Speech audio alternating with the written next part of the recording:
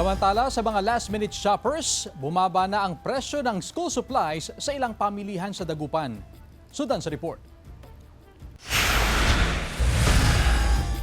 Tatlong tulog na lang. Back to school na ang mga learner para sa school year 2026-2027. Ang ilang magulang, naghahabol na bumili ng school supplies para sa kanilang mga anak. Sa pamilihang ito sa Dagupan City, bumaba na ang presyo ng mga gamit pang eskwela. Discounted na rin ang presyo ng school bag, ballpen at mga lapis habang lalo pang bumaba ang presyo ng notebooks. Isa sa mga humabol bumili si Nanay Marie. Hindi pa raw kasi kumpleto ang gamit pang eskwela ng tatlo niyang anak. Ngayon po yung araw talaga na medyo maluwag po.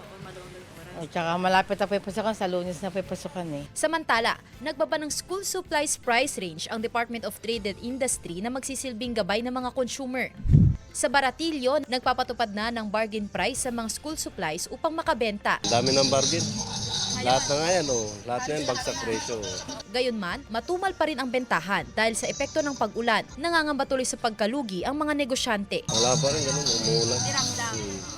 Sa ulan na to eh. Kasama si Daryl Peralta, Sandy Salvacio, One North, Central Luzon.